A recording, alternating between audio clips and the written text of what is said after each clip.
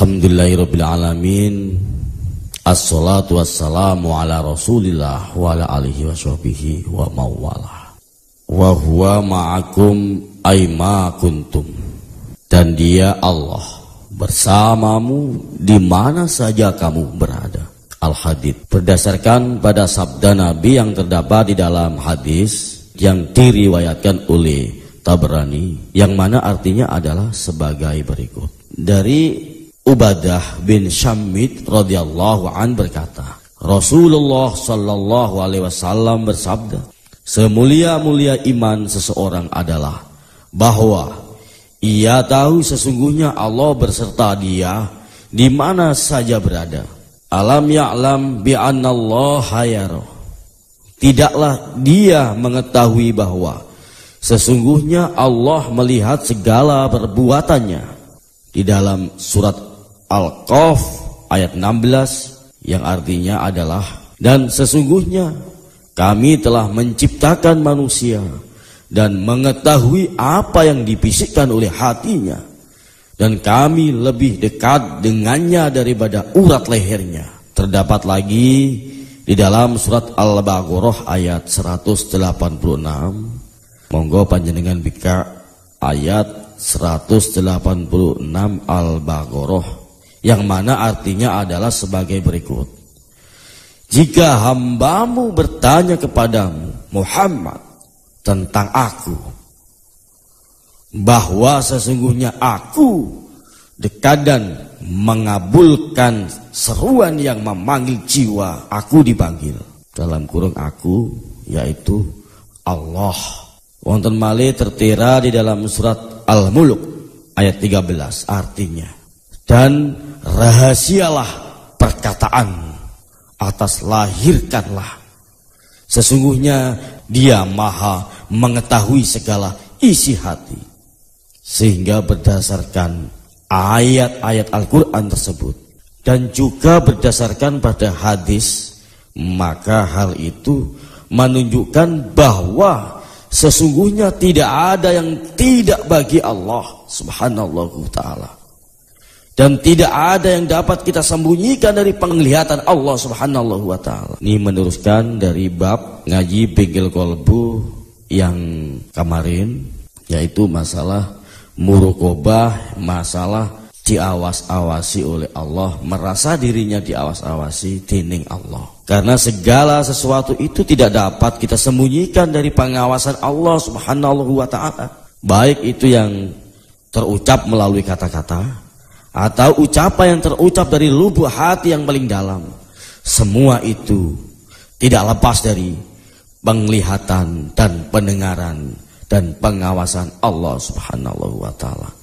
Jadi panjenengan ini setiap hari, setiap detik ini adalah tidak lepas dari shootingane Allah. Segala apapun yang panjenengan itu lakukan, baik itu buruk, baik itu jelek, walaupun keburukan kamu, kejelekan kamu sebiji sawi, sak semut budak, di situ tanpa jeda dirol terus, tiada yang namanya editan. Di situ akan terlihat, teraudio, tervisualkan, walaupun kamu berbuat baik, walaupun itu hanya sebiji sawi, Allah pasti melihatnya, Allah pasti mendengarnya. Sebab sesungguhnya Allah subhanahu wa ta'ala itu selalu berserta manusia dan selalu manjing, selalu dekat dengan manusia. Kedekatan Allah subhanahu wa ta'ala dengan manusia itu melebihi kedekatan manusia dengan dirinya sendiri. Allah itu dekat melebihi bulu rambutmu. Allah itu lebih dekat melebihi urat nadimu, melebihi kulit dagingmu. Kedekatan Allah dengan manusia ini tidak seperti kedekatan antara bapak dan anaknya, atau anaknya dengan bapaknya. Lebih gampangnya, Allah itu ibarat laut dan manusia ini adalah ombaknya. barulah akan merasa bahwa setiap tindakan serta perangainya itu selalu dilihat dan diawasi oleh Allah Subhanahu wa ta'ala.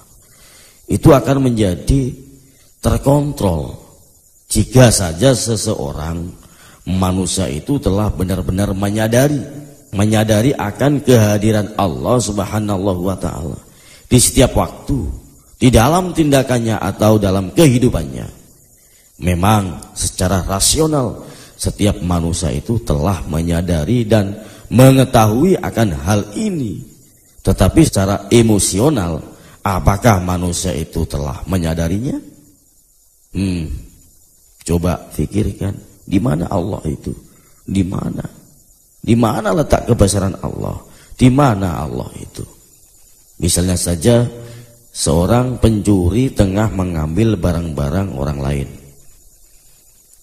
Seorang pezina yang telah lakukan perbuatan bejatnya, dan seorang pencuri timbangan yang memberi momotan berat pada timbangannya, misalkan itu.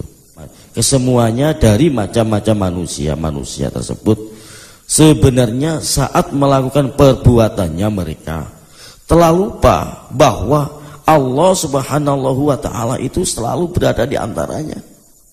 Sebab hatinya telah dirasuki oleh hawa nafsu setan, iblis yang bertengger kepada diri dan hati manusia, sehingga dirinya tidak sadar. Ada beberapa sebab mengapa manusia itu banyak yang lalai terhadap pengawasan Allah Subhanahu wa ta'ala. Di antaranya adalah karena banyak di dalam mengurusi urusan dunia. Kita boleh saja mengurusi masalah dunia, tapi janganlah kesibukan ini kita jadikan satu alasan untuk melupakan Allah. Kita diperbolehkan untuk mengurusi dunia, boleh. Sopo sing gak oleh golek dunia itu. Tapi awakmu, sliramu, manungsa, nek awakmu iku mang nek wis nyekel dunia, ya aja kepencrut ambek dunia. Ojo sampai kemandil ambek duit, ngono lho. Duit ke dunya. Dunya itu masih Allah, selain Allah adalah dunya, adalah dunia. Lawang biyen lahir iku menungso iku gak nggawa apa-apa. Selai benang pun orang nggawa. Saiki wis gede. Sekolah. Wis pinter, dari profesor, dari dokter, akhirnya nyambut gawe oleh duit, sugih, duwe latar ombo. Ngono iku ana trek jagung ngono ae, ana trek atret ngono ae. Nang ngene latare. Lho, Pak, iku duduk dalan umum iku. Lah, iki padahal biyen iku duwe latar apa ora? Pada waktu lahir ora duwe. Lah iki kadang-kadang dia tidak sadar bahwasannya semuanya yang menjadikan dia pintar, yang menjadikan dia itu berbicara, yang menjadikan dia doktor itu adalah Allah. Kalau kita sadar bahwasannya kita itu dalam pengawasan Allah, insya Allah tidak akan mungkin berbicara seperti itu. Karenanya semakin manusia itu sibuk dengan urusan dunia, maka semakin sedikit atau kecil volume manusia untuk mengingat kepada Allah Subhanahu wa ta'ala. Di saat volume itu kecil ingat kepada Allah Subhanahu wa ta'ala, maka sudah dapat kita pastikan maka ia akan lupa kepada Allah Subhanahu wa ta'ala, sehingga pada batas akhir manusia itu lupa kepada Allah Subhanahu wa ta'ala.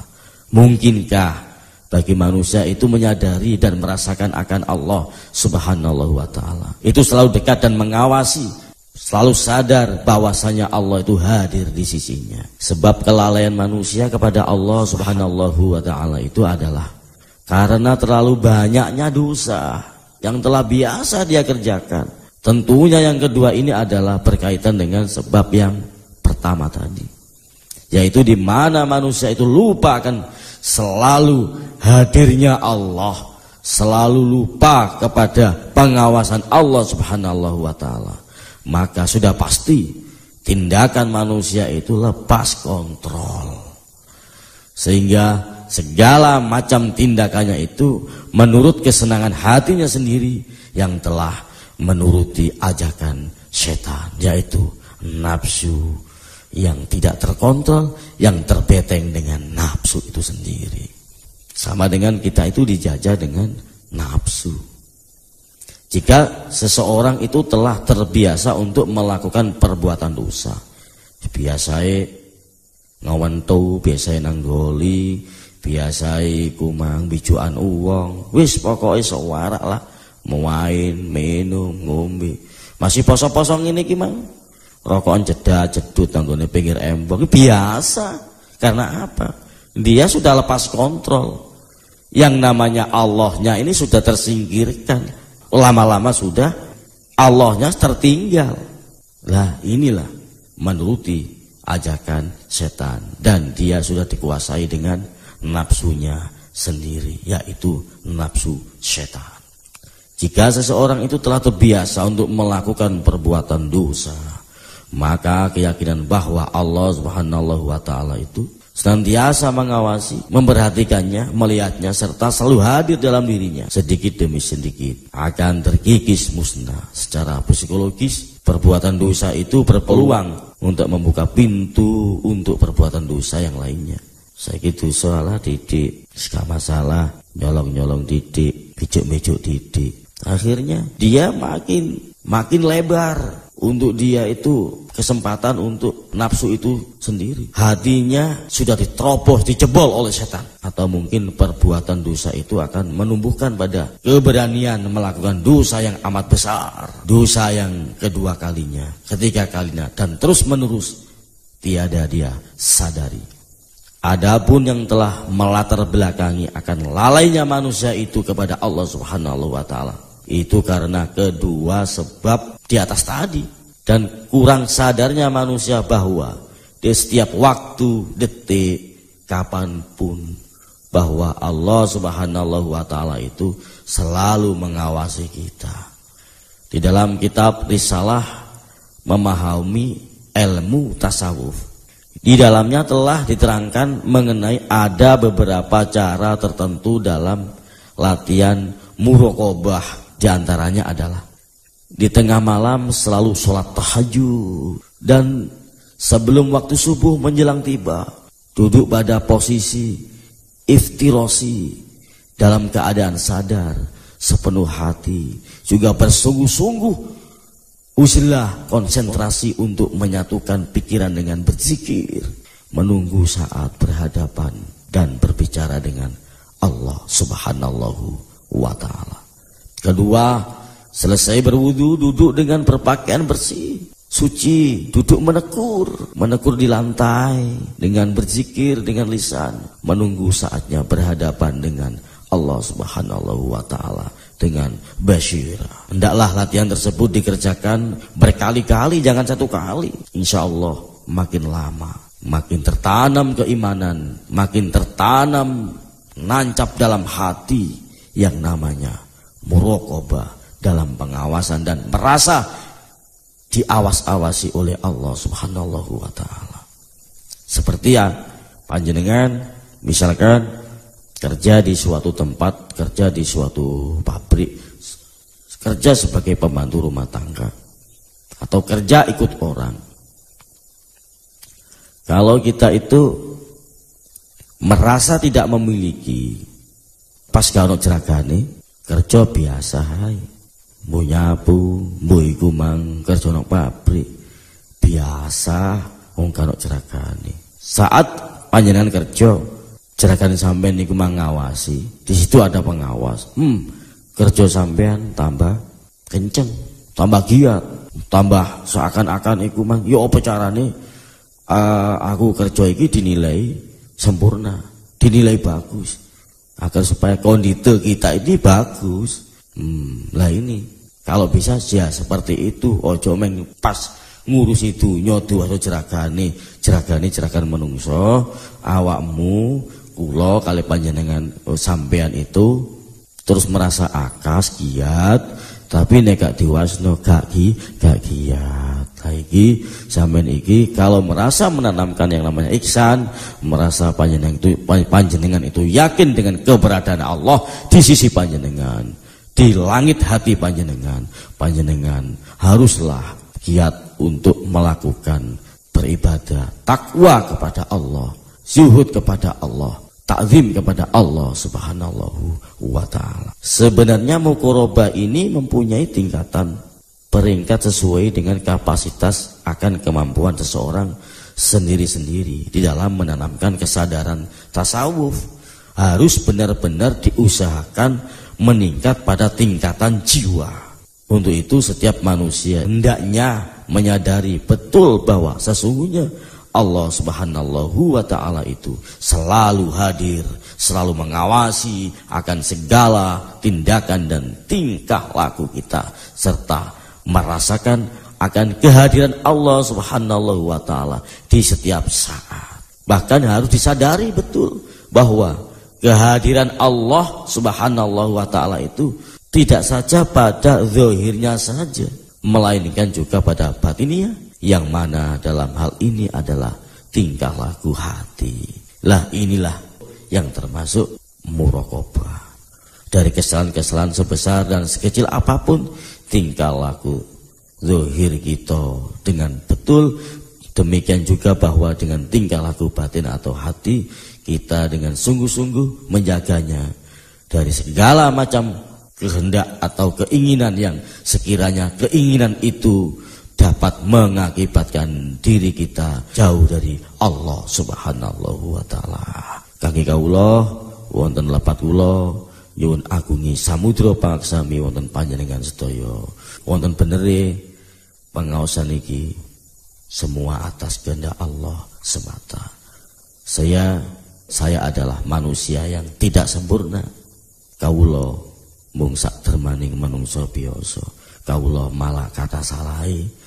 Ngeten iki ngaos ngiling pangiling wonten mana kula nggih tumut ngaji, cuman kula niki ngaji dhewe tak banterno ati kula ceke krungu. Semoga Allah senantiasa memberikan hidayah, memberikan pengampunan dan diterima, diparingi barokah inayah dening Allah subhanahu wa ta'ala. Wabillahi taufiq wal hidayah wa ridho wal inayah.